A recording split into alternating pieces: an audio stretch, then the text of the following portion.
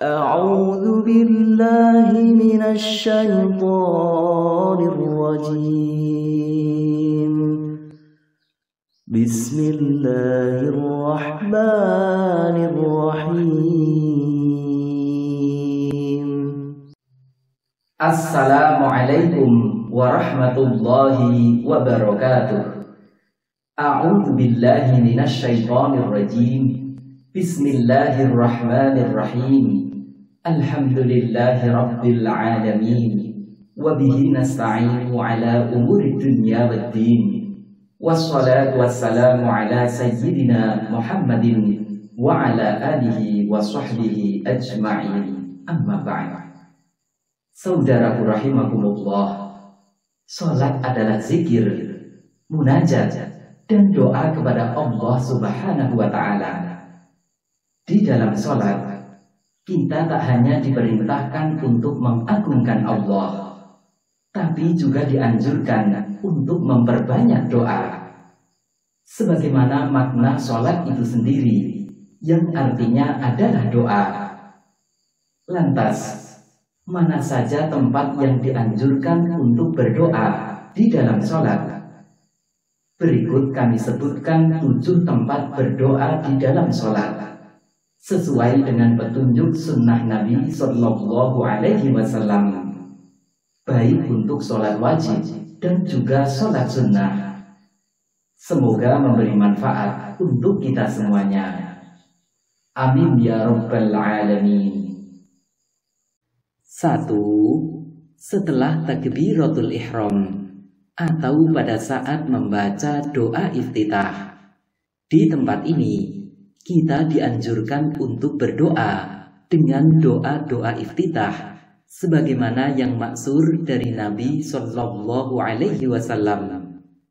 Diriwayatkan dari Abu Hurairah radhiyallahu anhu, ia berkata, biasanya Rasulullah Shallallahu Alaihi Wasallam setelah bertakbir ketika sholat, beliau diam sejenak sebelum membaca ayat. Maka aku pun bertanya kepada beliau, wahai Rasulullah, ku tebus engkau dengan ayah dan ibuku. Aku melihat engkau berdiam antara takbir dan bacaan ayat. Apa yang engkau baca ketika itu? Beliau menjawab, aku membaca. Beliau menyebutkan doa iftitah. Hadis riwayat Bukhari dan Muslim. Imam Nawawi dalam Al-Adhkar menerangkan, ketahuilah bahwa semua doa-doa ini, yakni doa iftitah, hukumnya adalah mustahabbah atau sunnah dalam sholat wajib maupun sholat sunnah. 2. Sebelum ruku atau pada saat berdiri setelah selesai membaca suratan. Doa yang dimaksud di sini adalah doa kunut. Sebagian ulama ada yang berpendapat bahwa doa kunut dilakukan sebelum ruku setelah selesai membaca Al-Fatihah dan suratan. Imam Mawardi dalam Al-Hawi Al-Kabir menyebutkan, Imam Abu Hanifah, Imam Malik, dan Imam Auza'i mengatakan, ia berkunut sebelum ruku setelah selesai dari bacaan. Pendapat mereka ini didasarkan pada keterangan hadis dari Ubay bin Ka'ab radhiyallahu anhu bahwa Rasulullah Shallallahu Alaihi Wasallam pernah mengerjakan sholat witir, lalu beliau berkunut sebelum ruku. Hadis riwayat Ibnu Majah dan Nasa'i. Juga dari Alqamah radhiyallahu anhu bahwa Ibnu Mas'ud dan beberapa sahabat Nabi pernah melakukan kunut di sholat witir sebelum ruku. Hadis riwayat Ibnu Abi Syaibah dengan sanad yang sahih. Imam Nawawi dalam Al-Majmu' menjelaskan, yang benar lagi masyhur yang telah ditetapkan oleh jumhur ulama adalah bahwa bentuk bacaan doa kunut itu tidak tertentu dengannya, tapi bisa berhasil dengan setiap doa. 3. Pada saat ruku, yakni setelah membaca Subhana Rabbiyal Azimi wa bihamdih, Maha suci Tuhanku yang Maha Agung dan segala puji baginya. Kita disunnahkan untuk berdoa dengan doa yang disebutkan dalam hadis dari Aisyah radhiyallahu anha bahwa Rasulullah shallallahu alaihi wasallam memperbanyak doa dalam rukuknya. Subhanakallahumma rabbana wa bihamdika Allahumma ghfirli. Maha suci Engkau wahai Allah, Tuhan kami, dan segala puji bagimu. Ya Allah, ampunilah aku. Hadis riwayat Bukhari dan Muslim.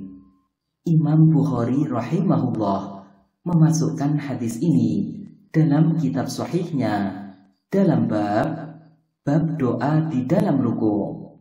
Catatan, meski saat ruku kita dianjurkan untuk berdoa, tapi doanya hanya pendek saja.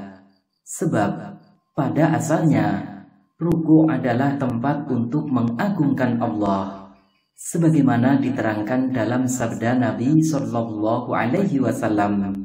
Adapun ruku, maka agungkanlah Tuhan di dalamnya. Hadis riwayat Muslim. 4. Setelah bangkit dari ruku atau pada saat i'tidal, yakni setelah membaca Sami'allahu liman hamidah, Allahumma rabbana lakal hamdu mil'us samawati wa mil'ul ardi wa mil'u ma syi'ta min syai'im ba'd. Allah Maha mendengar kepada siapa yang memujinya. Ya Allah Tuhan kami, bagimu segala puji sepenuh langit, sepenuh bumi, dan sepenuh apa yang Engkau kehendaki setelahnya. Kita disunnahkan untuk berdoa dengan doa yang disebutkan dalam hadis dari Abdullah bin Ubay radhiyallahu anhu bahwa Nabi Shallallahu Alaihi Wasallam berdoa, Allahumma tahhirni bitalji wal barudi wal ma'il barid, Allahumma tahhirni minad dunubi wal khataya kama yunaqqa thawbul abyadu minal wasakhi. Ya Allah, sucikan aku dengan es, embun, dan air yang dingin. Ya Allah, sucikan aku dari dosa-dosa dan kesalahan, sebagaimana baju putih yang dibersihkan dari kotoran. Hadis riwayat Muslim. 5. Pada saat sujud. Waktu ketika sujud adalah waktu dan tempat paling dianjurkan untuk berdoa. Bahkan kita diperintahkan untuk memperbanyak doa, sebab ia adalah waktu yang paling mustajab. Sebagaimana Nabi Shallallahu Alaihi Wasallam bersabda, aqrabu ma yakunul abdu min rabbihi wa huwa sajid fa'aktirud du'a.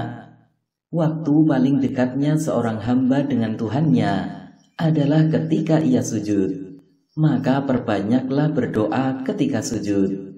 Hadis riwayat Muslim. Wa ammas sujudu fajtahidu bid du'a faqaminun ayyustajaba lakum.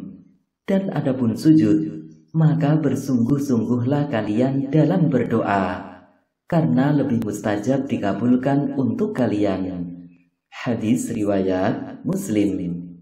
Dalam sujud ini, kita boleh berdoa dengan doa atau permintaan apa saja yang kita inginkan dari kebaikan dunia dan akhirat.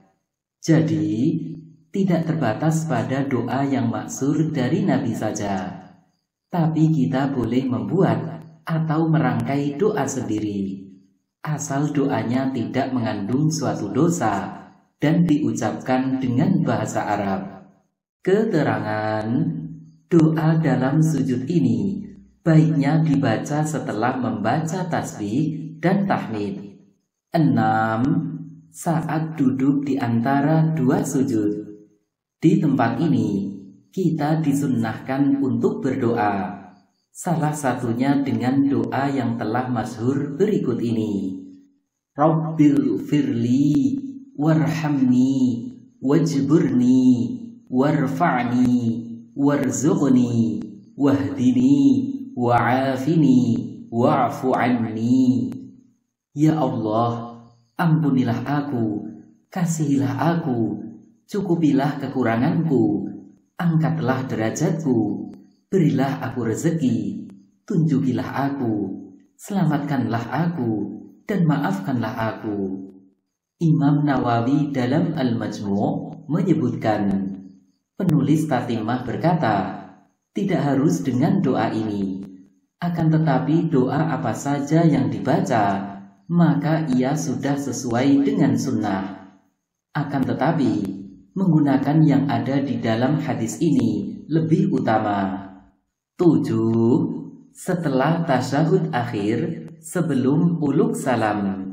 Maksudnya, setelah kita selesai membaca bacaan tasyahud akhir dan sholawat Nabi, maka kita disunnahkan untuk berdoa dengan doa atau permintaan apa saja yang kita inginkan. Sebagaimana sahabat Ibnu Mas'ud radhiyallahu anhu meriwayatkan bahwa setelah Nabi Shallallahu alaihi wasallam mengajarkan tasyahud kepada mereka, lalu beliau bersabda di akhirnya, "Tsumma yatakhayyaru minal mas'alati ma syaa." Kemudian ia memilih untuk meminta apa saja yang ia inginkan. Hadis riwayat Bukhari dan Muslim. Keterangan, meski kita boleh berdoa dengan doa apa saja yang kita inginkan, namun yang terbaik dan yang paling utama adalah berdoa dengan doa-doa yang maksur dari Nabi Shallallahu alaihi wasallam. Kesimpulan, dari ketujuh tempat berdoa ini, ada 2 tempat terkhusus dan paling dianjurkan untuk berdoa, yakni pertama ketika sujud, dan kedua setelah tasyahud akhir sebelum salam. Di kedua tempat ini, kita disunnahkan untuk berdoa dengan doa apa saja dan berapa saja yang kita inginkan. Al-Hafidz Ibnu Hajar dalam Fathul Bari berkata, tempat berdoa di dalam sholat adalah pada saat sujud atau tasyahud. Adapun berdoa di keempat tempat yang lainnya, yakni mengiringi takbiratul ihram atau doa iftitah sebelum ruku', ketika ruku', setelah bangkit dari ruku', dan ketika duduk di antara 2 sujud, maka tidak ada pengkhususan dan tidak panjang. Juga tidak ada perintah untuk meminta kebutuhan secara umum. Nabi Shallallahu alaihi wasallam hanya mengajarkan doa dengan kata terbatas dan kalimat yang bersanad. Doa di beberapa tempat ini mirip dengan zikir-zikir yang terkait dengan sholat.